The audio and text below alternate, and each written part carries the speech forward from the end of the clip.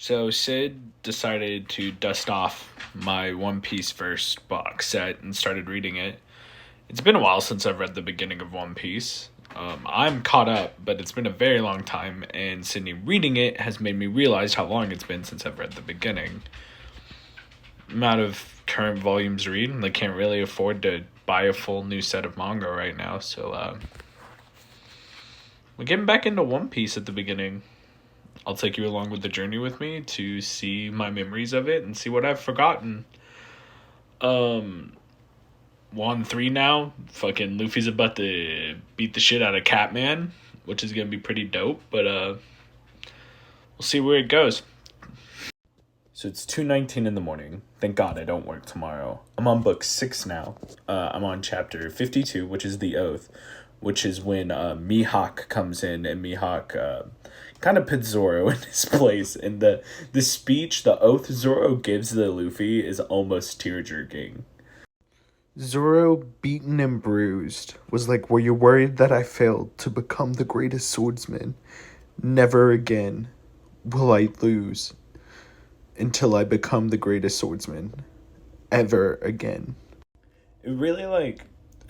I'm already tearing up again. It really, like, gets that emotion in there that Zoro wants to be the best swordsman for Luffy now and for his friend. The Usopp arc was great. The Catman stuff was really good. Usopp's character isn't my favorite right now, but yeah, I'm very excited for Arlong Park. Well, I'm on volume 19 now. A lot has happened. I am going into the crocodile fight.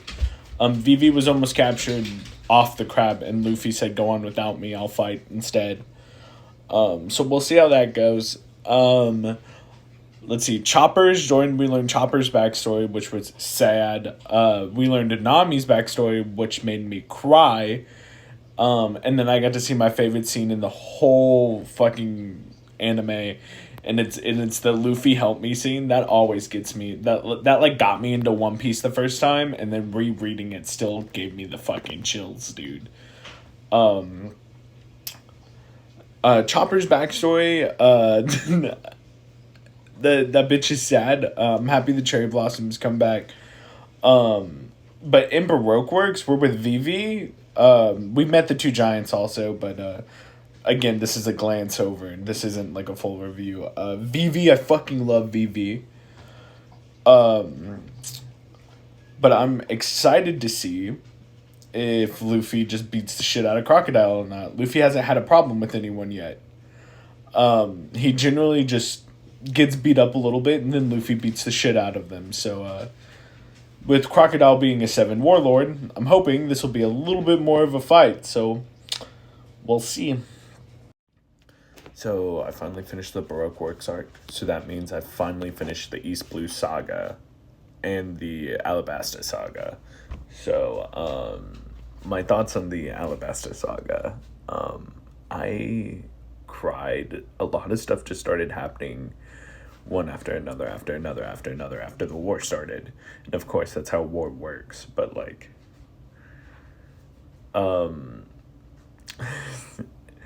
it's so sad when Eagle Dude has to take the bomb. I cried. Luffy finally beating the shit out of the crocodile felt amazing. And what was even better was when he didn't have water and Crocodile was like, "Oh, you can't hit me." And Luffy uses his own fucking blood. What a fucking badass. I'm very sad that Vivi did not go with them. Of course I knew this, but I'm still sad that Vivi didn't go with them. But hopefully one day we'll see Vivi again. Other than that, Luffy's a fucking badass. Luffy beat the shit out of Crocodile, thank God. It only took 3 tries. And one of my favorite scenes is when, after everything's over, they're in the streets, they're trying to act like they're okay, and then Nami goes, "Hey, we're gonna go to the capital. We're tired," and they all just flat pass out in the road. And then the military girl literally is like, "Yeah, we're not gonna arrest them. Don't fucking touch them." And what's even worse is then the fucking military goes, yeah, y'all captured Crocodile, right? Because they can't acknowledge that the crocodile was beaten by Luffy. And then Zoro gets a 60 million berry bounty. Oh, Luffy gets his $100 million bounty. 100 million berry. A lot of stuff just happened, and I'm so excited for this next arc. I'm so excited for Skypiea. This is when I started reading less, so I'm very excited for Skypiea. But yeah, that's the end of the Alabasta arc. On to Skypiea. One Piece update. So I am currently at the very beginning of Water 7. So I just finished Skypiea. Here are the notes on Skypiea. I didn't write a lot of notes down on this one because I was reading on the go, but Skypiea was a good arc. Like, I enjoyed it. It was just different. Like, it kind of came out of left field for me. I really did like the whole backstory of why the Golden Bell was up there and what the Golden Bell represented for everyone and stuff like that, which was pretty cool. The dude being the descendant of the war chief, and then, yeah. Kami just being absolutely fucking countered by Luffy was fucking hilarious. Like, from the start, Luffy had that fucking unwrap. Even when the dude fucking did the whole Golden Bell thing, Luffy had it on wrap. Like, Kami didn't stand a chance. Everyone getting their time in the spotlight was really cool. Sanji, risking his life to save Nami. Usopp doing the same to come back and save Sanji and Nami. Chopper almost dying, like, getting his shit wrecked. Everyone got shocked. Almost everyone got shocked by Kami. Nico Robin finding the next clue that she needed and figuring out the weapon was already used. Just stuff like that. Very, very, a lot of information in this arc that needed to be said. I'm very excited for Water 7. I've been told this is a very big arc. Again, it's been years since I've read it. I remember what happened, like the big notes. But, yeah. Other than that, Kami's on the moon now, I guess? That's funny as fuck. Yeah. Hope you all enjoyed. Like, subscribe if you want to join me with my One Piece journey. So, I wouldn't even say midway update, but update on the Water 7 arc. Now, I'm doing a midway update because there's so much fucking going on in Water 7. And I've had to take a fucking break because it is a very emotionally charged arc. So, to start with the obvious, the Go Mary being out of commission. It's so sad. And then Usopp not being able to deal with that, even though later on we figure out he knew that the Going Mary was fucked up and they were going to have to deal with that. Usopp losing the money, Luffy having to go fuck up the Frankie family, and then Luffy telling Usopp that they were going to have to abandon the Go Mary, and then Usopp fucking fighting Luffy over it. That is so sad. The whole time, I was waiting for something funny to happen. Like it has happened before in One Piece, but it didn't. Like, it's so... I'm getting emotional about it. And then CP9. Robin leaving the Straw Hats going for CP9. They obviously have something on her. She's obviously doing something, whatever. But she was terrified when she heard the dude go, yeah, I'm with CP9. And then she went with them. Rob Lucci, I'm ready for this fucking fight, dude. Luffy fighting Rob Lucci because Lucci just put Luffy in his fucking place. So I'm excited for that. Now,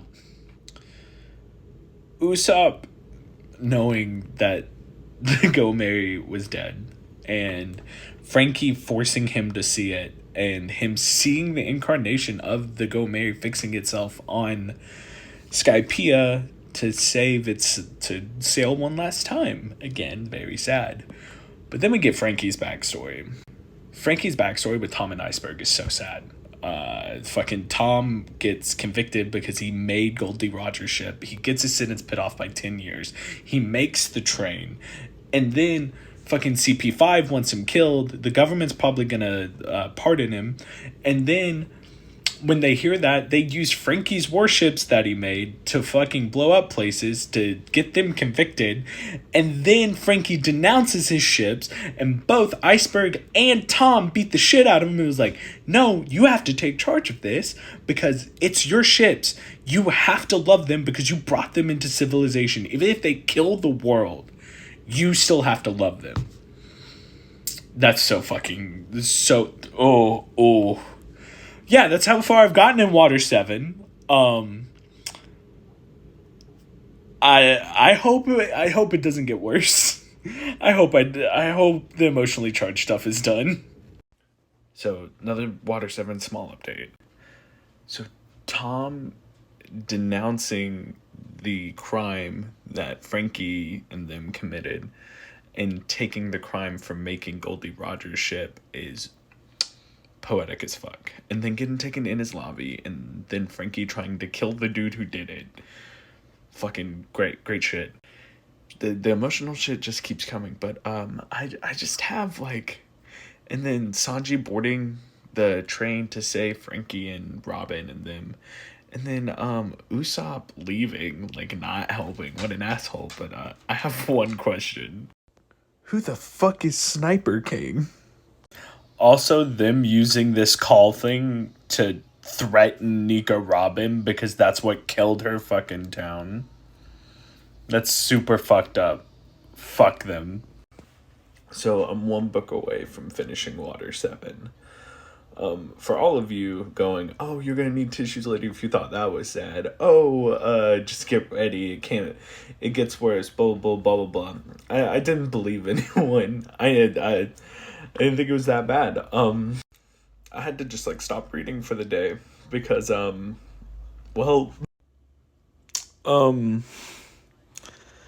if you know, man, you fucking know, dude. Needless to say, I'm not okay. I don't know what's gonna come next. But them losing the Go Mary, I've never thought I would be so fucking attached to an inanimate object until this moment. Which apparently has a soul of its own, so technically not inanimate, but I don't care. I have never, like, I don't have words for how sad that is.